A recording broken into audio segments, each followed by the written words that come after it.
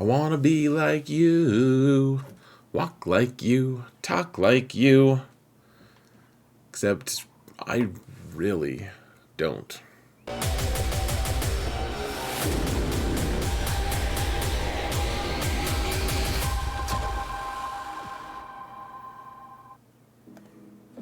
Hello everyone, and welcome to another episode of Zareth Prevails. We're going to talk about universal leaders, guys. If we are desperate and trying to beat a team in GAC or in territory wars even, if you want to sneak one behind your officer's back, it's totally cool, guys. You should totally do it. And tell them Zareth told you to. No, don't do that.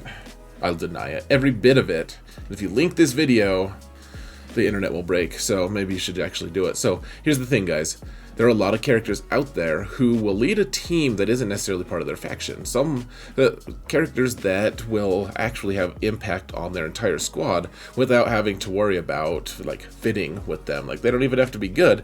They could be really low level characters and you just get their leadership. And so we're going to talk about that. Let's actually just jump into the game. Let's get to it, folks. Help me mount the algorithm, thumbs up, all of that stuff, guys.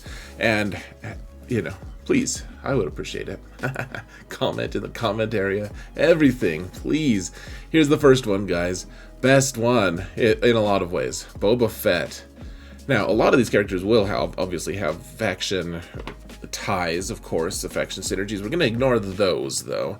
So, this one is actually so good. All allies gain 50% critical damage and 10% critical chance. So, I mean, crit damage is nice, guys. If you can do crits, which, if you can't, then what are you doing here? If, it's against a squad that you can't get crits against, then maybe not the best. But even L helps you. He's like, hey, I know you suck at critting, bro. I'll give you 10%. I'll get you 10% of the way. And then he does other things for bounty hunter, guys. So if you can find some other bounty hunters to go with your squad, if you're desperate, if you need to beat something, then you can do that. But the 50% crit damage is nice. Remember, he gets it too, so he can do his rocket and do all that kind of stuff. I mean, he also has good abilities to help with any team. I mean, he does damage over time. Proccing, he does, his ability block is nice, he ignores, revives, etc. Really good plug and play. Another one is Finn, folks. I gotta be careful, they just added an Omicron for him, and we don't want anything to do with that ridiculousness. But here's the thing.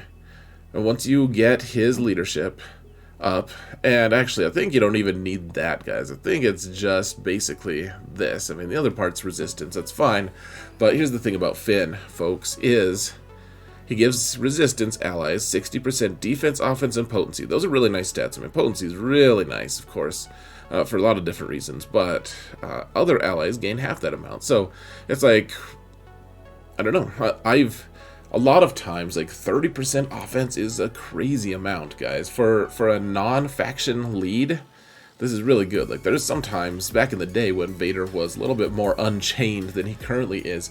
I know that for a fact. Like, I've used Finn lead when I needed to do a saber toss or something at, like, when I was trying to counter the Darth Revan squads or whatever, or Rey even. I just needed extra offense. I needed to hit harder, and that's what this is. Potency is also really nice, especially for Vader, in fact, because 30% potency, that's a huge boost, guys. It's really nice. And defense is also really nice depending on who you're using. He's a great universal leader. I mean, he's good on a resistance team, of course, but all of these characters are going to be decent with their own factions. He's just good on his own. So, another one, Stormtrooper Han. He's kind of got a weird one, but it's also pretty good. That's what she said. But all allies gain 40% defense while above 50% health. So basically just defense. And then it gets real sketch. You're like, man, when you're about to die, you go into crazy claw their eyeballs out with your fingernails mode, and you get 35% offense. But that's only when your life is at risk. So do it at your own peril. But I mean, here's the thing, guys. He's a good tank. Well, he can be. If you put him in the right situation, he's a really good tank. You can see I have him Relic 7. I like him. There's a lot of cool stuff about him. But the biggest part, guys, is a lot of times with these plug-and-play characters, it's like, well, alright, so we're building this random weird hodgepodge I just hope no one dies. I don't want to die. And if you can make it so that Stormtrooper Han is the lead, if you make him the lead, then he's going to give himself that 40% extra defense, and it's going to be a lot harder to kill him and do damage to him. So, I mean, is it the very best one? No, but 40% defense does make a noticeable impact, guys. It really does. Especially if you put another tank in here. If you put like a pre-taunt, if you put like Sith Empire Trooper or something, it gets pretty crazy. And then when Sith Empire Trooper's about to die, he goes into like Super Saiyan mode and still just dies because he sucks at offense. Alright, Dooku is a really interesting one because he only explicitly helps Separatist allies. So that, I mean, he helps himself, of course. He's like God, you know. God helps those who help themselves. But otherwise, guys, here's the thing: his stuff also impacts your opponents as well, and that's the really nice thing. So if you don't have Separatists with him, I mean, that's fine. That's fine. A lot of people have him at Relic 8 now because he's an unlocked character, but even without, you know, he can die and it's still going to impact. So whenever an enemy falls below 100% health, they inflict tenacity down and healing immunity for 2 turns on themselves, which can be evaded or resisted, and all Separatist allies, well, who cares about the Separatist allies stuff, but here's the thing, guys, if you need tenacity down and healing immunity, if you have a way to do enough damage to someone where they are, that you can get them below 100% health, but you can't get them farther, I mean, this is really nice. This is really handy, because then you're like, oh, look at that, like, now you're stuck. You have tenacity down for 2 turns, you have healing immunity for 2 turns, and maybe I can zerg you down, because that's a really potent combo, and, you know, then you can start getting your stuns off and doing all sorts of sketchy things to your opponent, but this is a really good lead, even though it doesn't actually help the characters, like the faction, that, you know, if you just have a random weird Build-A-Bear team, this is still a really nice lead, just because your opponent does this to themselves, and when, I mean, it's just nice. It's Separatist, sure, that's great, wonderful, you know, and he impacts himself, but otherwise, it's just nice to have that. Alright, Dengar is another one of those, actually, guys. So, Dengar, obviously, bounty hunter allies have the health steal, but then, in addition, all enemies have minus 50% crit damage. So, this is the counter to Boba lead. Boba giveth and Dengar taketh away here. Minus 50% crit damage, and that's it. I mean, contract, all that stuff. Like, you eventually get your contract and everything. Maybe. It's not a tough one, really, but, you know, it's bounty hunters have to get it, and then I don't even know what he gets. It's just besides the point, though, guys. So, here's the thing. The leadership, it just makes him more resilient. That's it. I mean, it's like, if you're gonna go into a fight, and you're like, well, okay, we don't necessarily have a character for this, you know, for the 5th slot or whatever, and then you don't have a leadership ability that's going to impact everyone. Why not do one that's going to impact your entire opponent range? I mean, minus 50% crit damage is really nice. Like, if you're going up against, like, Nest, you have to clean up Nest or something.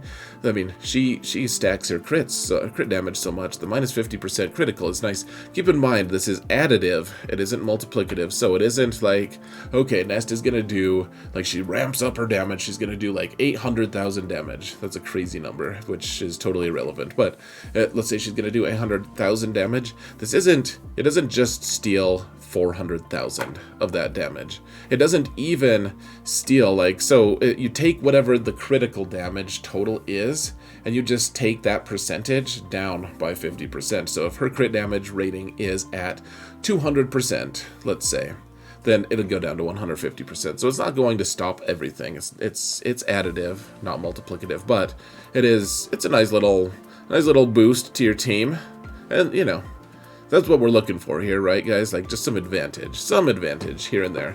Now, this is a guy that, I mean, this one is to help you in 3v3 with Malik solos, where you're like, man, my Malik is at risk. He's just going to take it up the chute, and because I don't have enough defense, I don't have enough something. And in reality, if you take Savage's lead, and you don't even need to have him live, obviously that's for all of these leaderships, he gives 30% tenacity, well, 30%, that's nice, 75% defense to Sith, so if it's Malik, then it's 75%, but other allies gain half those amounts. I mean, I'd rather have, it's 32, and, 37?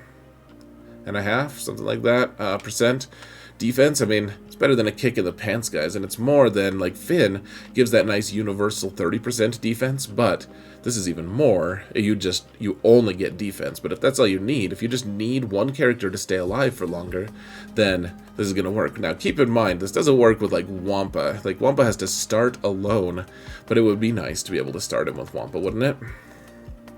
Next, we have Darth Sidious, and he does not have his diamond mod on him for some reason. Oh yeah, that's right.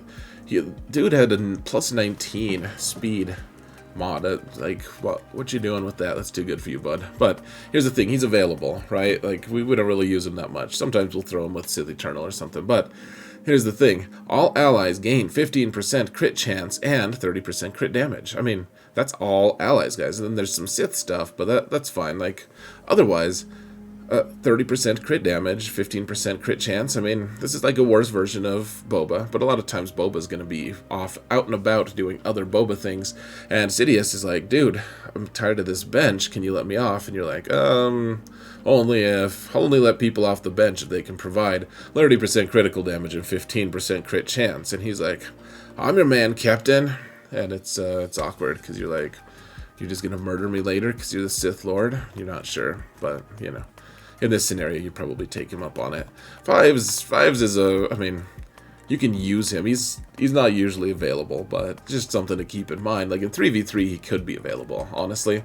So clone troopers have plus 50% defense, and then all other allies gain half that amount. So other allies gain 25% defense. That's worse than Finn, but yeah, I mean, the other thing is, if he's going to be the tank for the team, 501st allies gain protection over time for 2 turns whenever they are critically hit. If he's the tank for the team and you have a way to keep his taunt on him, like if you're using Watt with him or something like that, then this is really nice, because then he's gaining protection over time, which is really nice, actually. Like, it's like heal over time, but with protection. And I mean, a lot of times, I don't remember, do I have him modded for, I think I have him modded for protection, yeah. I was kind of mixed and matched, that's fine, folks. Look, pay no attention to my modding here. Anyways, he's decent here, guys. I mean, gives extra defense to everyone. 25% defense is okay, but then if you have a way to keep him as your tank, if they don't have a way to dispel your taunt, or if you have like Watt to give him the taunt or something to keep giving him the taunt, then it's pretty nice. Doesn't suck. Barris is another one. It's like, well, I mean, it's okay. Jedi allies gain 20% max health. That's nice. But other allies gain half that amount. So everyone gains 10% max health. That's nice. But then, in addition, at the start of each of their turns, Jedi allies heal for 8% of her max health, and other allies heal for half that amount. So other allies heal for 4% of her max health, which, I mean, that's not much. Like, if she has 100,000 max health, which a lot of them you should be gunning for like 150,000, but if it's 100,000, then they're going to heal themselves at the start of their turn for, I mean, you know, 4,000. It's okay. This isn't, I mean, you take her for her unique, but if you don't have a leadership that's going to be affecting everyone, you might want to think about this. I mean, she's near the last on this list just because, I mean, it's fine. It's okay. It's not breaking anything. Alright, so Captain Phasma, she's our hero.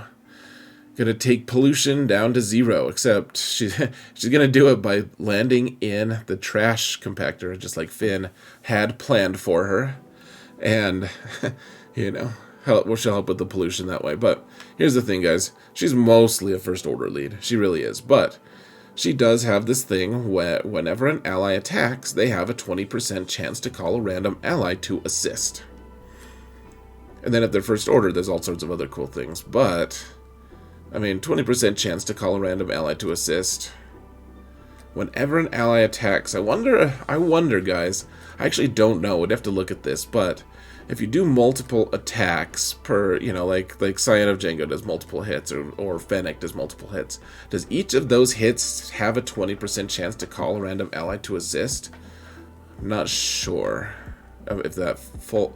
Like, I think it's just, I would have to look, but one way or another, this is okay, guys. I mean, it's 1 out of 5, like if your whole team takes a turn, one of them is going to call one of the other to assist. But it's better than a kick in the pants. It's better than getting tossed down the garbage chute by a guy you loathe. So it's nice. Finally, guys, we're going to look at these 4 real quick because they're not really plug and play because they're not that available usually. They're their own teams, but it's worth looking at anyway. So if you happen to have General Skywalker available, so he gains a lot of stuff from 501st. He wants to be with 501st usually, or with Jedi, or whatever. But the very top line is the only one that really matters. All units can't be revived. It's like, okay, if you want to take him against, you're like, okay, Night Sisters need to die, and I don't think my own General Skywalker is going to work. Or maybe you just have a really low gear Skywalker, but you have his leadership.